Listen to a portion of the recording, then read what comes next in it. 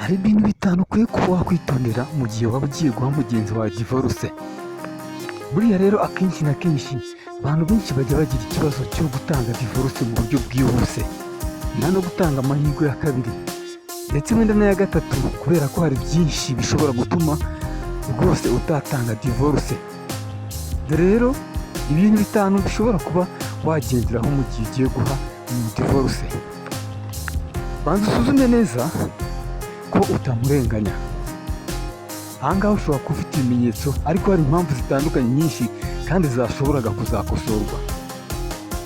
Nyuma yo kwihanganirana no kunyura muri byinshi, abantu bashobora kongera bakubaka ubumwe.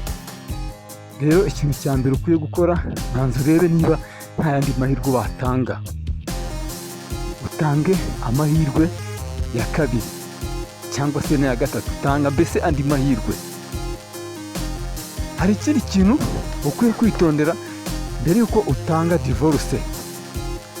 Igihe, gerageza uhe mugenzi wawe igihe cyo kwitekerezaho bihagije, ndetse ashobora kurusha amafaranga akajya kuburana akagutsinda mu nkiko, ariko umutima wo ntabwo yawutsinda. Banza rero umuhe igihe gihagije cyo kwitekerezaho neza, ndetse no gusuzuma ko ibyo agiyemo bishobora kuba bitazaba bibi, kuko uyu ni umwunganizi wawe urimo utakaza, kandi umwunganizi mwamaze kumvikana, mwagiranye n'amasezerano muri leta ndetse n'imbere ya rubanda ndetse n'Imana. Ni umuntu ukomeye cyane udashobora gupfa kurekura gutyo uko wiboneye. Rero gerageza uko ushoboye utanga igihe. Igihe kizabyara byinshi, kizabyara kwisubiraho, kizabyara n'amasomo. Rero tanga igihe kugira ngo mugenzi wawe abashe kubona umwanya uhagije wo kwitekerezaho neza. Dore ikintu cya gatatu ukwiye gutanga cyangwa se ukwiye kurebaho. Igihe mufitanye urubyaro, reba ku rubyaro. Urubyaro nyamuneka si ikintu cyoroshye. Mu muryango byose biba byubakiye ku muryango, ku bana mwabyaranye.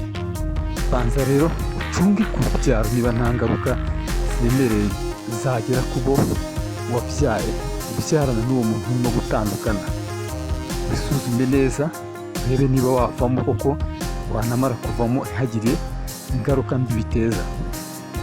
Abana bashobora kubaho nabi, bashobora kuzabarushya nyuma yo gutandukana mutagifatanyiriza hamwe. Hari ibintu abantu barenga, burya umuntu agira imbaraga zikomeye. Umuntu yarenga ibintu by'amafuti, akarenga amafuti cyane nyuma, ariko akaba intwari, akitanga agakorera umuryango, cyane cyane ko uwo muryango muba mwaramaze gushyiraho, muba mwaramushyizeho ku bwumvikane. Rero mukwiye no kongera kugira ubundi bwumvikane, ndetse mugakora ibintu by'ibitangaza bidasanzwe kugira ngo murengere. Hakabaho kwirengagiza ibibi byose, mukababarirana, ibintu bikagenda neza. Hari ikindi kintu ukwiye kurebaho. Banza uyitekerezeho, urebe niba watanga imbabazi kandi zanyazo. Hari igihe ushobora kuba watanga imbabazi bimwe bikuvuye ku mutima, atari bya bindi byanyeweshwa ngo ejo muzongere musubire mu mafuti, mutungane, mushwane, mugire gute. Uri gucyurira umuntu kandi mwaramaze kubabarirana.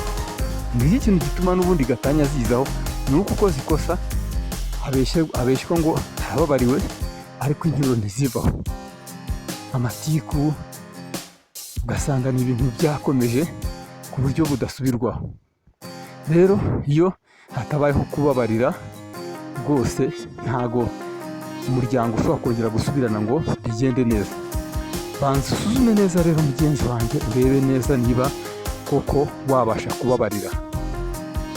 Ikindi kintu cya gatatu, turebe ku mitungo.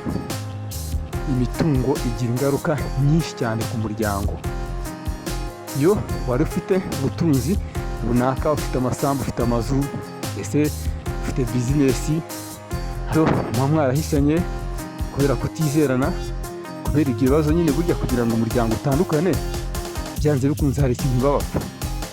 Si ibyo ko wenda hari igihe bashobora no kugihisha bitewe n'uko ari abanyamafuti, ari amafuti yabo ari guhisha nyine, ariko bo ubwabo baba baziranye ukuri kwa nyako kw'icyo bari gupfa. Ndetse akenshi na kenshi hari igihe batabigaragaza no mu nkiko. Nguko rero ni uko bahishanya imitungo, nyamara buri wese akazajya ku ruhande rwe akajya kuyirya wenyine, yirengagije ko hari umuryango wabakomotseho ukwiye kurya kuri iyo mitungo. Rero mubanze mucuge ku mitungo, mushyire hariya uburyo bugaragara bwo kuba mwagabanya imitungo, cyangwa se iyo mitungo mwayigeza ku bo mwabyaye, namwe musigare mushakisha. Ngira ngo murabizi ko kubyara atari ugukina, ntabwo ari ukwandarika. Iyo ubyaye ugomba kurera ufata inshingano.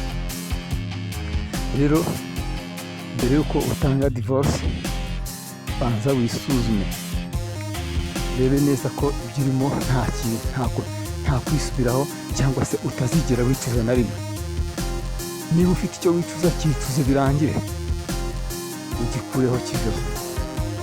Bantu mudukurikira kuri Happy Jide TV, ngibyo ibintu by'ingenzi ushobora kurebaho mbere y'uko uha umugenzi wawe divorce, cyangwa se utandukanya umubano n'umuntu mwakoreraga cyangwa mwabanaga, mwagiranye n'umuryango wigiye imbere. Turabashimira rero niba mwarakoze subscribe, like, share na comment. Tujye tubana mu biganiro bikurikiraho. Amahoro y'Imana abane namwe, kandi turabakunda, turabashimira umunsi ku wundi ibyo mubigorora.